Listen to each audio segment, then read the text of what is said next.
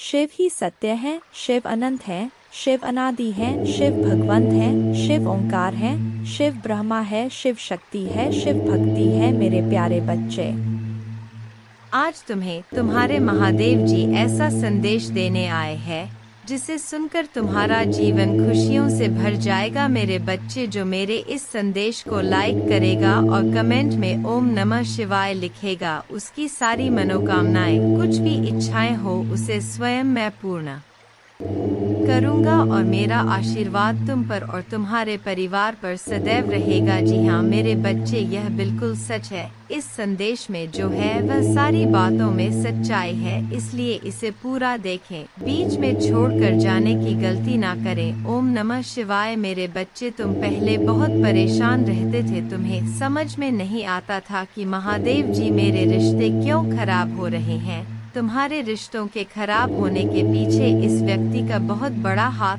था मेरे बच्चे, पर अब इसके मुंह से अच्छाई का मुखौटा उतरने वाला है और एक एक करके इसके सारे काले कारनामे, सारे पाप षड्यंत्र लोगों के सामने आएंगे। उसकी रची हर चाल नाकामयाब होगी और वह अपने ही बिछाए जाल में फंसने वाला है। अब हर तरफ से उस पर उंगली उठेगी और वह कटघरे में खड़ा होगा जहां वह खुद को सही साबित नहीं कर पाएगा, क्योंकि उसके सारे सबूत झूठे हैं, सारे रिश्ते झूठे हैं। उसके साथ कोई नहीं खड़ा होगा, उसकी बातों पर कोई यकीन नहीं करेगा। वह बहुत बड़ा ढोंगी है और अब उसकी सच्चाई लोगों के सामने आएगी। अब वक्त ऐसी करवट लेगा जहां तुम्हें लोगों को अपनी सच्चाई का सबूत देने की कोई जरूरत नहीं है, क्योंकि अब तुम्हारे महादेव जी इस समाज को तुम्हारी सच्चाई का सबूत देंगे और असली दुश्मन का चेहरा सबके सामने लेकर आऊंगा मैं। जैसे तुम्हारे जीवन में अचानक से ही सब कुछ खराब हो गया था, वैसे ही सब कुछ अचानक ठीक कर दूंगा मैं। जिन लोगों ने भी बुरे वक्त में तुम्हारा साथ छोड़ दिया था, यह व्यक्ति उन लोगों को भी बहुत गहरी छोड़ देने वाला है, इसलिए तुम पहले से ही खुद को इन लोगों से दूर कर लो। अब तुम सोचोगे कि महादेव जी कौन है, यह लोग कहीं जान अनजाने में मैं किसी को तकलीफ ना पहुंचा दूं, किसी निर्दोष की भावनाओं को ठेस ना पहुंचा दूं। मेरे बच्चे, तुम्हारी अंतरात्मा बहुत अच्छे से जानती है कि वह लोग कौन हैं जो तुम्हारा अच्छा नहीं सोचते हैं। तुम्हें यह बहुत अच्छे से पता है कि यह लोग बहुत दिखावा करते हैं, तुमसे गले लग के रोते हैं, तुम्हारे सामने ऐसा बर्ताव करते हैं जैसे उन्हें तुम्हारी कितनी चिंता हो और अपनी की गलती का कितना अफसोस है। लेकिन तुम्हें भी पता है कि यह सब बस उनका खेल है, सब कुछ बस एक छलावा है, क्योंकि तुमने खुद इन लोगों का झूठ कितनी बार पकड़ा है और कितनी बार इनके मुखौटे के पीछे छुपे असली इंसान को देखा है। लेकिन अब वक्त आ गया है कि तुम इन लोगों से थोड़ी दूरी बनाकर रखो, थोड़ी शक्ति से पेश आओ, क्योंकि जैसे रावण को कंस को अपनी मृत्यु से पहले ही अपने अंत का आभास हो गया था, वैसे ही इस व्यक्ति को भी आभास हो रहा है किसके खेल का पर्दाफाश होने वाला है। अब यह तुम्हारे सामने बहुत अच्छा बनने की कोशिश करेगा, तुमसे प्रेम करने का दिखावा करेगा, तुम्हारा शुभ चिंतक होने का दिखावा करेगा। वह चाहता है कि तुम उसके गवाह बन जाओ, उसके वकील बन जाओ और लोगों के सामने उसकी दलील पेश करो, क्योंकि लोग तुम्हारी बातों पर यकीन कर लेंगे, वह उसकी बातों पर कभी यकीन नहीं करेंगे। वह आज भी अपना स्वार्थ देखकर तुम्हारे पास आएगा, क्योंकि उसे पता है तुम उसके भयावह अंत से उसे बचा लोगे। तुम्हारा दिल पिघल जाएगा, उसके आंसुओं पर कुछ भी हो जाए तुम उसका दर्द नहीं देख सकते हो, क्योंकि वह है तो तुम्हारा अपना ही। लेकिन अब तुम उसके और उसके बुरे कर्मों के बीच में मत आना मेरे बच्चे, अब तुमसे मत बचाना, क्योंकि वह सिर्फ तुम्हारी अच्छाई का फायदा उठा रहा है। उसके दिल में तुम्हारे लिए कोई प्रेम नहीं है, कोई सम्मान नहीं है और इस बार उसे दंड मिलना जरूरी है। और यह तभी होगा जब तुम उसकी माया की इस दुनिया से बाहर निकलोगे तुम उसका साथ छोड़ दोगे, तुम उसे आईना दिखाओगे, तुम्हें अपने दिल पर पत्थर रखकर उससे मुंह मोड़ना होगा। इस बार उसके झूठे आंसुओं को मत पूछना, क्योंकि उसका यह भ्रम, उसका यह घमंड तभी टूटेगा जब लोगों के सामने उसकी सच्चाई आएगी और लोग उसकी निंदा करेंगे, उससे दूर जाएंगे। उसके इस झूठ के चंगुल से जब लोग बाहर निकलेंगे तभी लोगों को तुम्हारी सच्चाई दिखेगी और यह समझ में आएगा कि कौन सही है और कौन गलत। उसे आईना दिखाना बहुत जरूरी है मेरे बच्चे, और समाज के लिए भी बहुत जरूरी है कि लोग उसके अंदर छुपे शैतान को पहचाने ने, ताकि वह फिर कभी किसी निर्दोष के साथ वह सब ना कर सके जो उसने तुम्हारे साथ किया है। फिर से वह किसी और को प्रताड़ित ना कर सके, फिर से वह किसी और की आंखों में आंसू ना ला पाए, किसी को बदनाम ना करे, बेवजह किसी को इतना कष्ट ना दे। अब वक्त आ गया है कि उसके चेहरे से अच्छाई का यह मुखौटा उतरेगा और उसके भीतर छुपे शैतान को दुनिया देखेगी। सबको पता चलेगा कि वह अंदर से कितना मलिन व्यक्ति है और कितना बुरा सोचता है। दूसरा, वह कभी भी भगवान का सच्चा भक्त हो ही नहीं सकता। ऐसा कोई भी व्यक्ति जो दूसरों की आंखों में आंसू लाकर हंसता है, कभी भगवान का सच्चा भक्त नहीं हो सकता। अब तुम्हारी सच्चाई की जीत होगी तुम्हारे दिल में, इस व्यक्ति के लिए जो प्रेम है, जो मोह है, अपनेपन का लगाव है, तुम्हें उसे पीछे छोड़कर सच्चाई और सही का साथ देना होगा। मेरे बच्चे, वह खुद को ईश्वर समझने लगा है, खुद को भगवान से भी ऊपर रखता है। उसके मन में वहम इसलिए है क्योंकि उसके हिसाब से अगर ईश्वर होते तो उसे सजा मिलती। उसको बहुत घमंड है कि कोई भी व्यक्ति उसका कुछ नहीं बिगाड़ सकता। कलयुग बुराई का युग है और उसने बुरी शक्तियों को वश में कर रखा है। अब कोई भी उसका कुछ नहीं बिगाड़ सकता, क्योंकि वह इन शक्तियों से जो कराना चाहता है वह करा सकता है, जिसे रुलाना चाहता है उसे रुला सकता है। लोगों को तकलीफ देख नीचे गिरा के ही वह सबसे ऊंचे शिखर पर जा बैठेगा और सब बस चुपचाप देखेंगे। उसके अंदर इतना घमंड आ गया है। तुम तो इस व्यक्ति से लड़ के बहस करके समझा के थक चुके हो, हर तरीका अपना लिया तुमने, पर यह शैतान कभी गलत करने से बाज नहीं आया। अब तुमने सब कुछ मुझ पर छोड़ दिया है और अब बस मेरे न्याय का इंतजार है तुम्हें। जैसे उसे अपनी तंत्र विद्या और नकारात्मक ऊर्जा पर यकीन है, उससे 1000 गुना ज्यादा यकीन तुम्हें अपने महादेव जी पर है। तुम्हें पता है कि जब कलयुग में पाप की अति हो जाएगी तो भगवान स्वयं आएंगे। कलयुग में ही भगवान को पाना सबसे ज्यादा आसान है, क्योंकि इस युग में तो भगवान सिर्फ नाम जब से मिल जाते हैं। और युग कोई भी हो मेरे बच्चे, पापी कितना भी बड़ा शक्तिशाली हो, उसके पापों की सजा उसे जरूर मिलती है। तो मेरे भक्त नहीं हो, मेरी संतान हो, मेरे बच्चे हो, और जो भी बच्चा मेरे सामने रोता है, मुझे पुकारता है, वह मेरी संतान है। इससे भी बड़े तंत्र विद्या के साधक मेरे पैरों में पड़े होते हैं।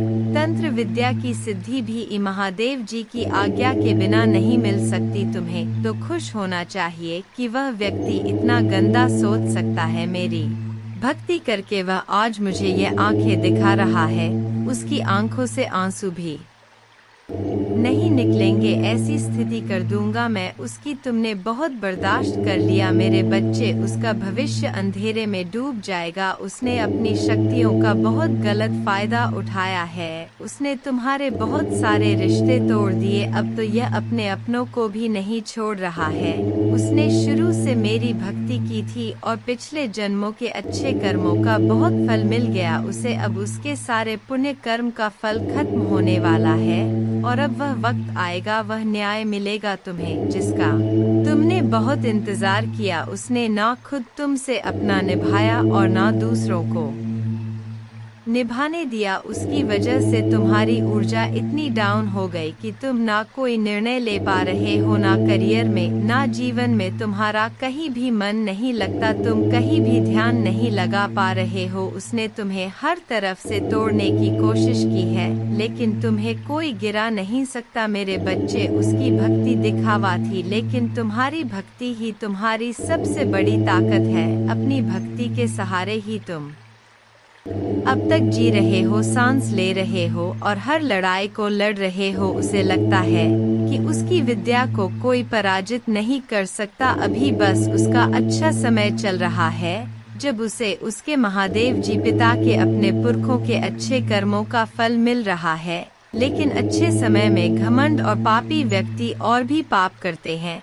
वह यह भूल जाते हैं कि उनके अच्छे वक्त के कर्म ही उनका भविष्य लिख रहे हैं। अब काली उसका काल लिखेगी, हर रोज हर सेकंड उसे उसके घमंड, उसके पाप की गिनती कराऊंगा। उसने मेरी भक्ति का दिखा करके बहुत लोगों को रुलाया है और इस पाप की, इस छल की कोई माफी नहीं है। अगर मैंने उसे माफ कर दिया तो लोग मेरी भक्ति करना छोड़ देंगे, मुझ पर यकीन करना छोड़ देंगे। इसीलिए उसे दंड देना जरूरी है, तुम्हारे साथ न्याय करना बहुत जरूरी है मेरे बच्चे। उसे उसकी असली जगह दिखाना जरूरी है कि मेरे भक्त ऐसे नहीं होते हैं। वह मेरी विद्या का, मेरी शक्तियों का गलत प्रयोग नहीं करते हैं। किसी और को तकलीफ देने के लिए मेरी भक्ति कभी नहीं करते हैं। वह मेरी संतान है, वह मुझसे प्रेम करते हैं, इसीलिए वह सबसे प्रेम करते हैं, क्योंकि वह सब में मुझे देखते हैं। मेरी संतान दूसरों की आंखों में आंसू नहीं ला सकती, लिए बस अब तुम देखते जाओ मैं उसका क्या हाल करता हूँ और कैसे उसके घमंड को चूर चूर कर देती हूँ। उसकी ऐसी हालत देखकर कोई भी व्यक्ति खुद को ईश्वर से ऊपर कभी नहीं मानेगा और ना कभी अपनी भक्ति पर, अपनी शक्तियों पर घमंड करके दूसरों को प्रताड़ित व मेरे पैरों में पड़कर माफी की भीख मांगेगा। अब उसके बुरे दिनों की न शुरू हो गई है, उसके अच्छे कर्मों का फल खत्म हो रहा है, उसके जीवन में अंधेरा आने वाला है। उसका अहम, उसका घमंड ही उसकी बर्बादी का सबसे बड़ा कारण बनेगा और वह अपनी सारी शक्तियाँ खो बैठेगा, बहुत लाचार और असहाय पाएगा वह इस दुनिया में खुद को, जहाँ उसका कोई साथ नहीं देगा। तब उसे समझ में आएगा कि मेरे आशीर्वाद के बिना उसकी सारी शक्तियाँ व्यर्थ हैं। मेरे विरुद्ध जाकर उसने अपना सब कुछ खुद बर्बाद किया है। तुम्हें रुलाकर उसने अपने जीवन की सबसे बड़ी गलती की है। तुम्हें कमजोर समझना ही उसके सबसे बड़ी भूल है और मुझे चुनौती देकर उसने अपने काल को निमंत्रण दिया है। अब मेरे प्रकोप से, मेरे क्रोध से उसे कोई नहीं बचा सकता। मेरे बच्चे, तुम दोनों के रिश्ते में बहुत खटास आ गई है। उसकी जबान तुम्हारे लिए हमेशा तलवार की तरह काम करती है। वह हमेशा तुम्हें अपने शब्दों से चोट पहुंचाता है, तुम्हारे ऊपर हमेशा किसी तीसरे व्यक्ति को रखता है, हमेशा तुम्हें नीचा दिखाता है और कभी भी तुम्हारे साथ वफादार नहीं रहा वो। लेकिन उसके इतने बुरे बर्ताव के बाद भी तुमने हमेशा उस पर यकीन रखा, उसे हमेशा प्रेम, मान, सम्मान ही दिया है। अपनी तरफ से तुमने कभी भी उसके प्रेम पर, उसके चरित्र पर प्रश्न नहीं उठाया। उसने तुमसे जो कुछ भी बताया, जितना भी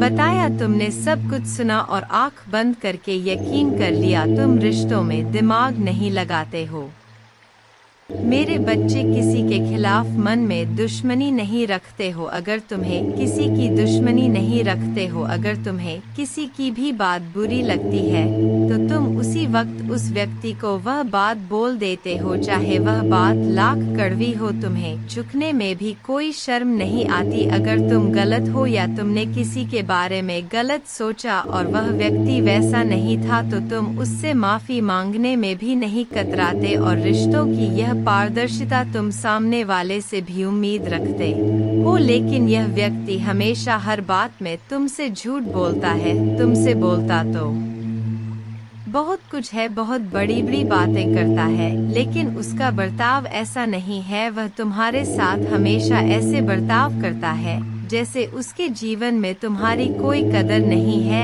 कोई अहमियत नहीं है तुम्हारी। अब तुम्हें समझ में आ गया है, तुम्हें कभी भी इस व्यक्ति पर यकीन नहीं करना चाहिए था। एक एक करके उसके सारे झूठ तुम्हारे सामने आ रहे हैं, पर वह इतना बेशर्म है कि वह अभी भी सीना चौड़ा करके झूठ बोल रहा है और तुम्हारे ही प्रेम पर, तुम्हारी ही सच्चाई पर उंगली उठा रहा है। वह कभी भी सच का सामना नहीं करता है। तुमने उसे किसी और के साथ देख भी लिया है, फिर भी वह अपनी गलती को मानकर तुमसे माफी मांगने के लिए तैयार नहीं है। तुम दोनों के रिश्ते में सच्चाई बची ही नहीं है। कोई तीसरा व्यक्ति भी है जो इसके अंदर तुम्हारे लिए बहुत जहर भर रहा है और उन दोनों का धोखा तुम्हारे सामने आ गया है। इसने कभी तुम्हारे बारे में नहीं सोचा मेरे बच्चे। अब तुम भी इसके बारे में सोचना छोड़ दो, क्योंकि अब वह भी वही सब झेलने वाला है जो उसने तुम्हारे साथ किया है। वह कहते हैं ना, इंसान जो बोता है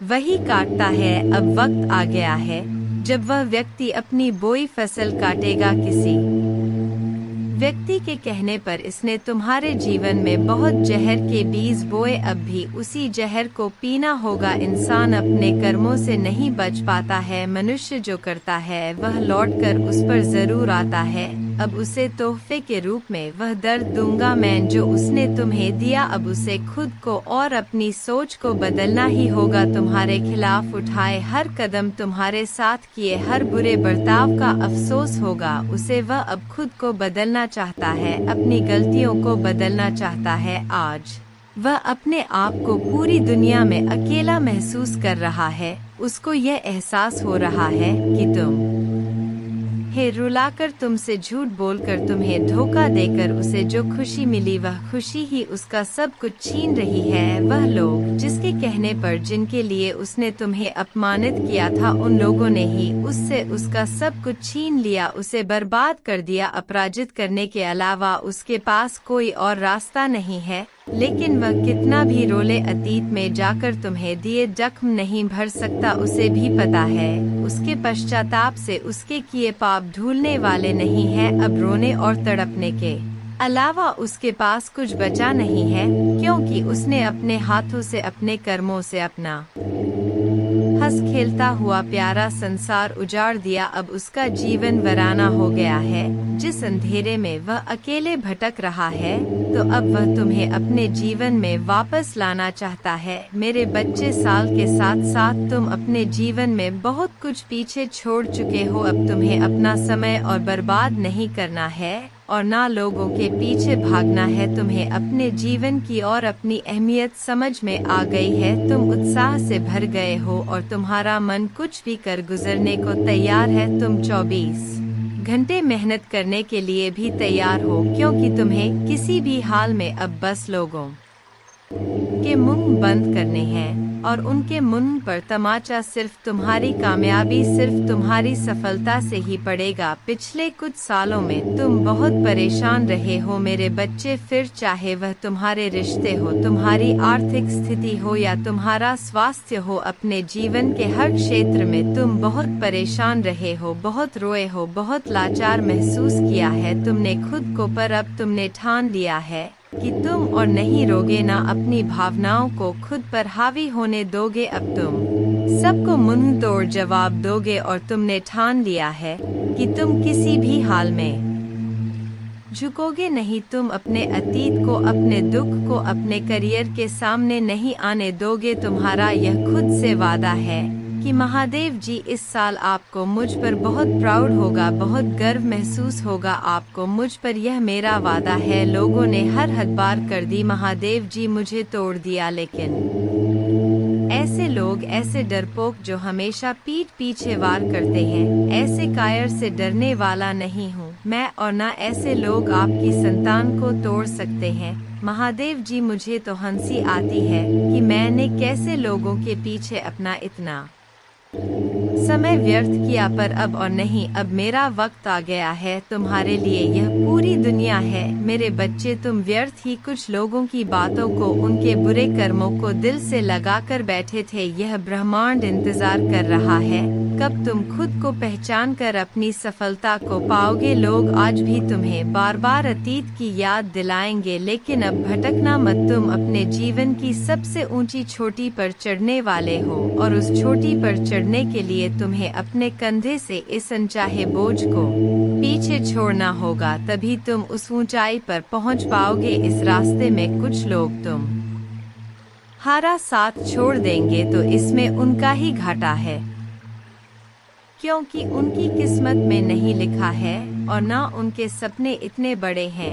इसलिए अकेले चलने के लिए तैयार रहना और किसी से भी कोई उम्मीद मत रखना। तुमने आज तक अपनी जिन इच्छाओं को भी मार दिया था, त्याग कर दिया था, तुम्हारे वह सारे सपने पूरे करूंगा। मेरी ब्लेसिंग्स की बरसात होने वाली है, हर तरफ से सिर्फ सकारात्मक ऊर्जा और पूरे ब्रह्मांड का आशीर्वाद मिलने वाला है तुम्हें। तुम जैसे जैसे अपनी सफलता की ओर बढ़ रहे हो, खुद की ताकत को पहचान रहे हो, खुद की कमियों पर, कमजोरियों पर काम कर रहे हो। जब से तुमने ठान लिया है कि अब तुम और रोगे नहीं, तना ही तुम निखर रहे हो मेरे बच्चे, और तुम्हें चमकता हुआ, खुश खिलता हुआ देखकर तुम्हारा बुरा चाहने वाले लोग जल रहे हैं, उनके चेहरे मुरझा रहे हैं। बस उनकी बुरी नजर से खुद को बचा कर रखना, अपनी खुशी को उनके साथ भूल कर भी मत बांटना। तुम्हारी खुशी तुम्हारे अंदर ही है, जो अब तुम्हें समझ में आ गया है। तुम्हें भी यह महसूस होने लगा है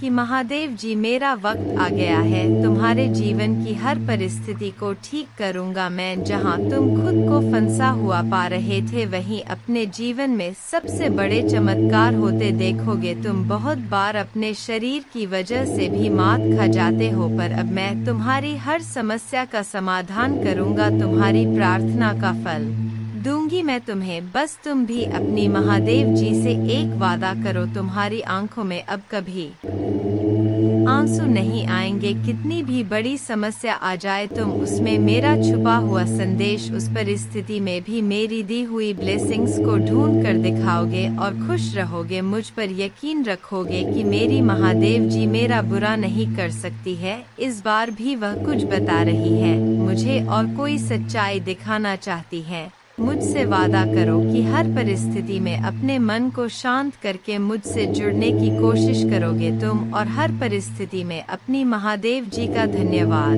करोगे। बस यह वादा करो मुझसे मेरे बच्चे कि अब तुम अपना समय लोगों के पीछे बर्बाद नहीं करोगे, सिर्फ अपने सपनों के पीछे भागोगे और अपने ऊपर काम करोगे। तुम्हारा जीवन ब्लेसिंग्स एंडन से भरने वाला है। मेरी शक्ति तुम्हारे भीतर प्रवेश करने वाली है। तुम्हारी भक्ति ही तुम्हारी सबसे बड़ी शक्ति बनने वाली है।